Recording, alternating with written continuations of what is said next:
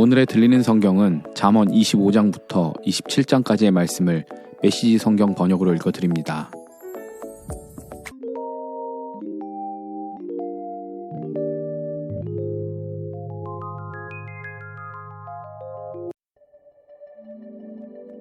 잠언 25장.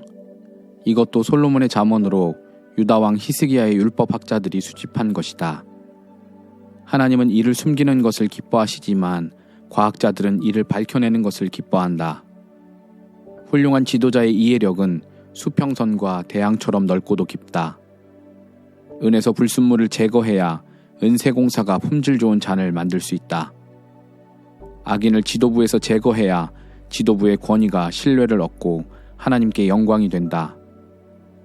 무리에서 세간의 주목을 끌지 말고 우격다짐으로 높은 자리에 올라가지 마라. 높은 자리에서 강등되는 모욕을 당하느니 낮은 자리에서 높은 자리로 승진하는 것이 낫다. 성급히 결론 짓지 마라.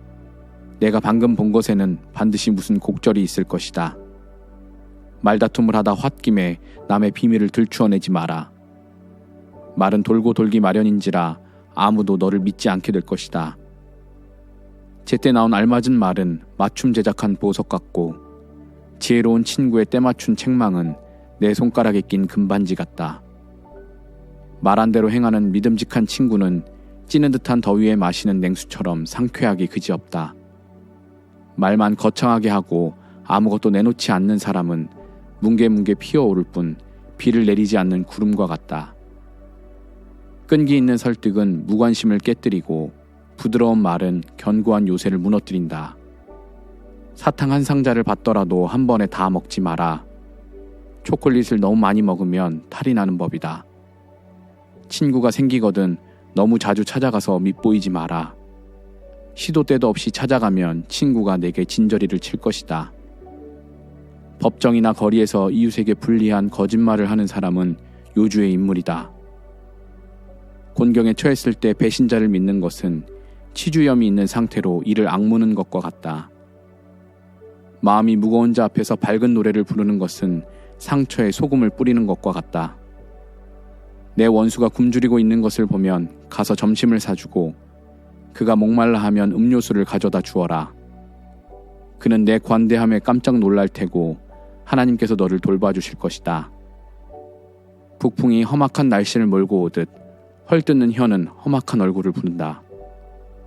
대저택에서 바가지 긁는 배우자와 함께 사는 것보다 다 쓰러져가는 오두막에서 홀로 사는 것이 낫다.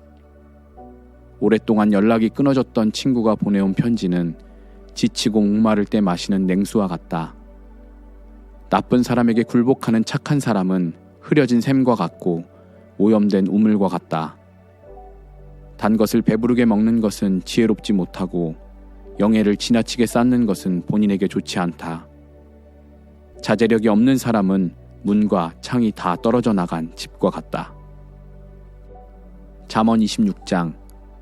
미련한 자를 존경하는 것은 여름철의 눈을 수확기에 비를 달라고 비는 것과 같다. 까닭 없는 저주는 겁낼 것 없으니 참새가 날아가는 것, 제비가 날아드는 것에 불과하다. 경주마에게는 채찍이, 요트에는 키 손잡이가, 미련한 자의 등에는 매가 필요하다. 미련한 자의 어리석은 말에 응대하지 마라. 너도 똑같은 사람으로 보일 따름이다. 미련한 자에게는 간결한 말로 대꾸해 주어라. 그래야 그가 자만하지 않는다. 미련한 자를 시켜 소식을 전하면 낭패를 당한다. 미련한 자가 읊어대는 잠언은 불어터진 면발처럼 축 늘어진다.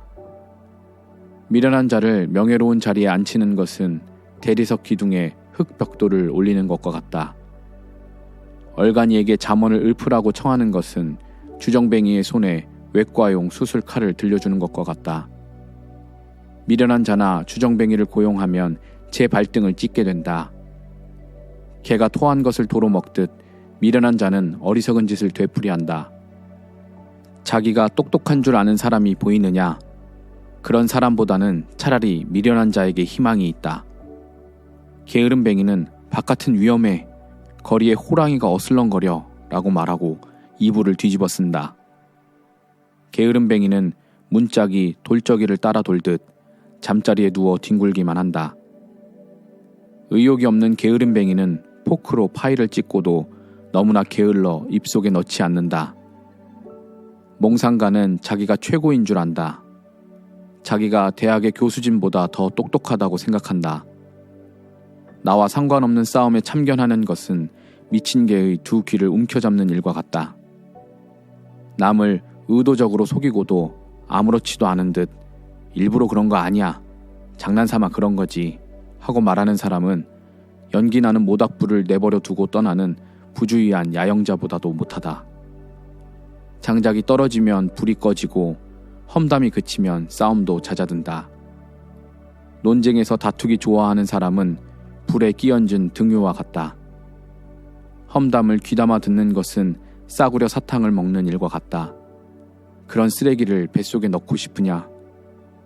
악한 마음에서 나오는 듣기 좋은 말은 갈라진 질그릇 위에 바른 유약과 같다.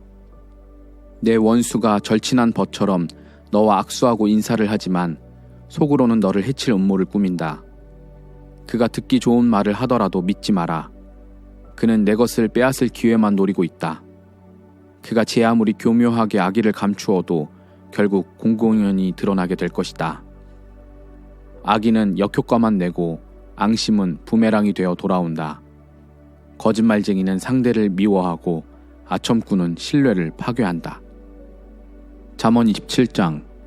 내일 할 일을 성급하게 알리지 마라. 내일 무슨 일이 있을지 전혀 모르지 않느냐. 남이 너를 칭찬하기는 하여도 내 입으로 너를 칭찬하지는 마라. 미련한 자를 참고 견디는 일에 비하면 통나무를 어깨에 진 채 바위를 들어 올리는 것쯤은 아무것도 아니다. 분노가 사람을 폭발하게 하고 격분이 우리를 삼킨다지만 질투 앞에서 살아남을 자가 누구인가. 표현하지 않는 칭찬보다는 말로 하는 책망이 낫다. 사랑하는 사람에게 받은 상처는 그만한 가치가 있지만 원수의 입맞춤은 사람을 다치게 한다. 배부르게 먹은 뒤에는 후식을 거절하지만 굶주리면 말 한마리라도 먹어치울 수 있다. 정착하지 않고 여기저기 떠돌아다니는 사람은 둥지 없이 떠도는 새와 같다. 로션과 향수가 감각에 기쁨을 주듯 끈끈한 우정은 영혼을 상쾌하게 한다. 내 친구나 부모의 친구를 저버리고 힘들 때 친척 집으로 달려가지 마라. 가까운 친구가 먼 친척보다 낫다. 아이야, 지혜를 깨우쳐 나를 행복하게 해다오. 그러면 앞으로 무슨 일이 닥치더라도 나는 동요하지 않을 것이다. 신중한 자는 문제를 미리 알고 피하지만 어리석은 자는 되는 대로 행하다가 호되게 당한다. 낯선 자에게 꾸어줄 때는 반드시 담보물을 잡아라. 떠돌이의 물품을 담보로 잡을 때는 경계를 늦추지 마라. 이른 아침에 친구를 깨우며 정신 차리고 일어나 하고 소리치면 축복이 아니라 듣기 싫은 저주로 들릴 것이다. 바가지 긁는 배우자는 똑똑똑 물이 새는 수도꼭지와 같다. 잠글 수도 없고 거기서 벗어날 수도 없다. 철이 철을 날카롭게 하듯 친구가 친구를 날카롭게 한다. 과수원을 돌보면 열매를 얻고 고용주를 존중하면 내가 존중을 받는다. 물이 얼굴을 비추듯 얼굴은 마음을 비춘다. 지옥의 식욕은 채워지지 않고 탐욕은 그칠 줄 모른다. 은금의 순도는 불에 넣어보면 알 수 있고 사람의 순수함은 조금만 이름이 나면 알 수 있다. 미련한 자는 아무리 찧어도 그 미련함이 벗겨지지 않는다. 양을 세세히 살피고 가축대를 정성껏 보살펴라. 그것들을 당연하게 여기지 마라. 알다시피 제사는 늘 있는 것이 아니다. 곡식이 무르익으면 수확물을 창고에 들여라.